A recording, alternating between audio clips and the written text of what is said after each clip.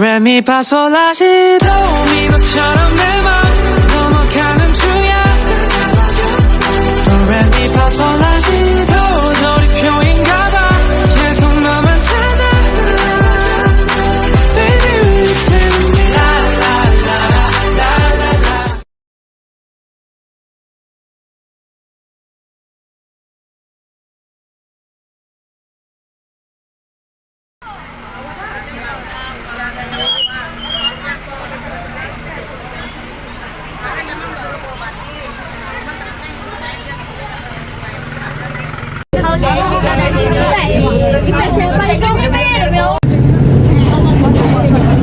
Lo udah bisa. Ya bisa narik ya. Bisa Raisa? Bisa. Kamu mau kemana? Ke depan. Lah, dari belakang. Udah. Sampai ketemu di Monas. Oke guys, sampai Monas. Ke Monas ya? Ada pasar. Oke guys, jadi sekarang udah mulai jalan. Jalan guys, di Monas. Tungguin vlog aku ya di Monas. Guys, kita sudah mau nyampe di Monas. Ini on the way, kita mau turun. Udah sampai Monas. Emang nih lalu kipas. Arif masihnya.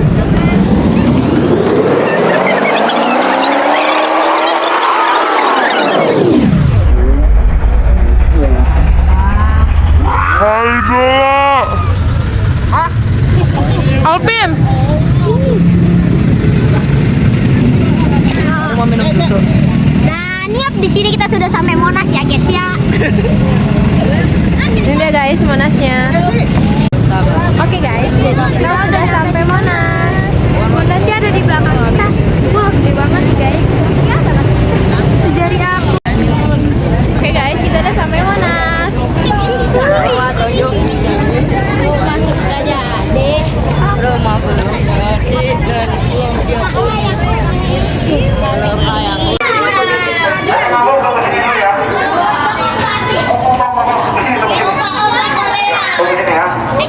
Sebelah kiri, ini buat jalan. Sebelah kiri semua.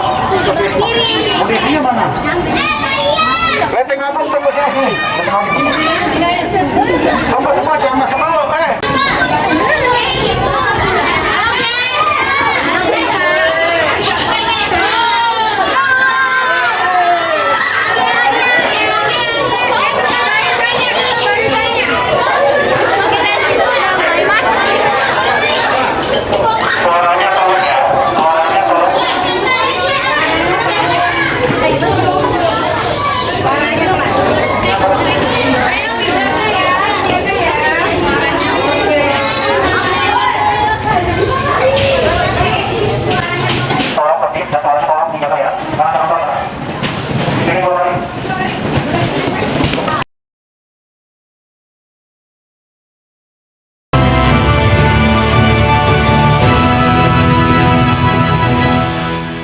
Bangunan ini bukanlah sebuah monumen biasa, melainkan simbol sejarah perjuangan dan kebanggaan bangsa Indonesia. Presiden pertama Republik Indonesia, Insinyur Soekarno, mempunyai gagasan untuk membangun sebuah monumen yang dapat melestarikan semangat perjuangan bangsa Indonesia dan memberikan kepada bangsa sebuah landmark yang dapat dibanggakan seluruh rakyatnya sebagai penanda Indonesia baru.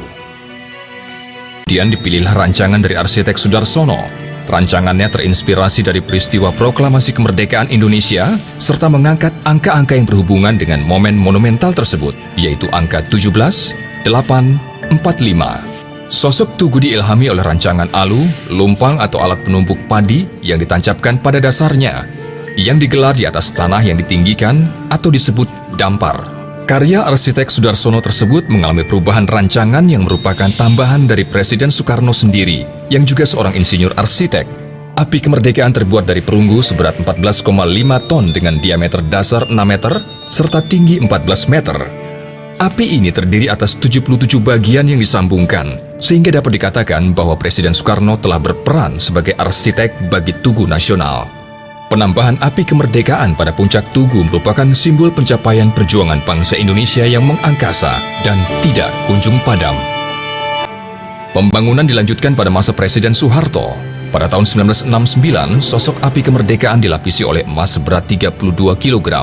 Kemudian pada tahun 1995 ditambahkan lapisan emas murni seberat 17,45 kg, sehingga keseluruhan berat emas mencapai 50 kg.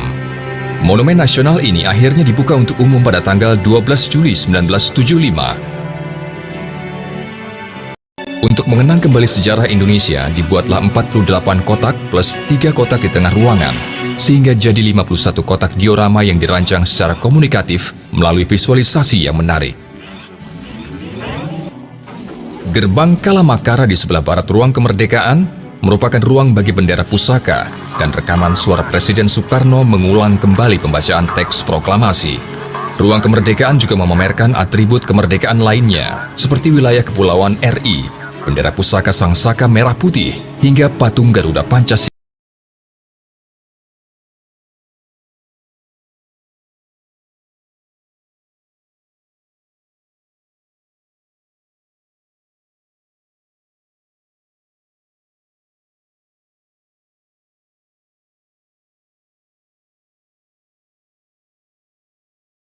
Udah kelompok kamu dulu. Lara,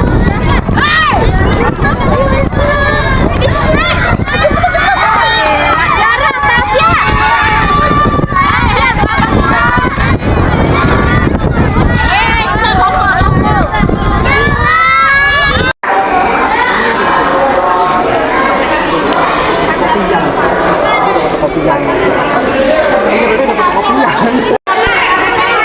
Yang kosong diisi, yang kosong diisi ya.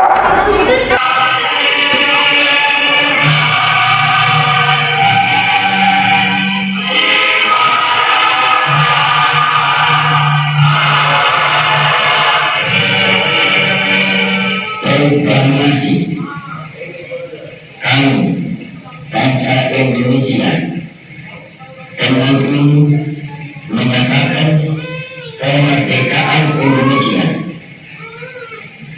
Hal-hal yang mengenai pemindahan kekuasaan dan lain-lain diselenggarakan dengan cara saksama dan dalam bentuk yang sesingkat-singkatnya.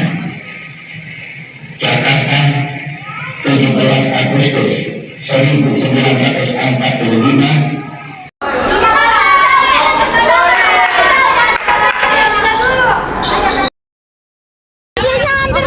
Jadi kita mau lanjut ke Masjid Istiqlal.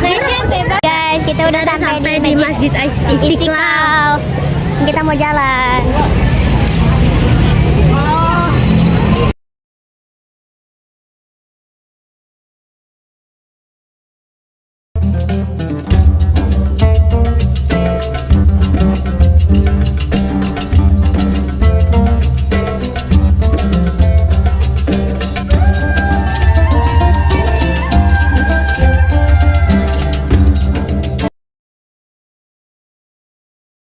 Soekarno memutuskan untuk tetap membangun di lahan bekas benteng Belanda itu. Karena di seberangnya telah berdiri gereja katedral, tujuannya untuk memperlihatkan kerukunan dan keharmonisan kehidupan beragama di Indonesia. Pembiayaan pembangunan Masjid Istiqlal sendiri diperoleh terutama dari APBN sebesar 7 miliar rupiah dan 12 juta US dollar.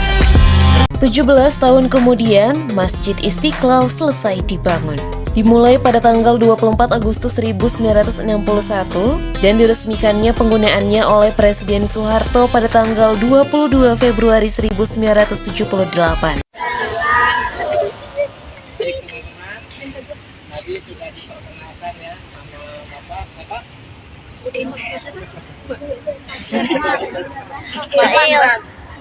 Bail. Saya ulang lagi nama Bapak Firman. Tuh kan. Bukan udah. Bapak hanya mengingatkan jaga barang-barang yang kalian punya. Jangan ditinggal di mana saja. Kalian pergi bawa. Jangan sampai ada yang tertinggal.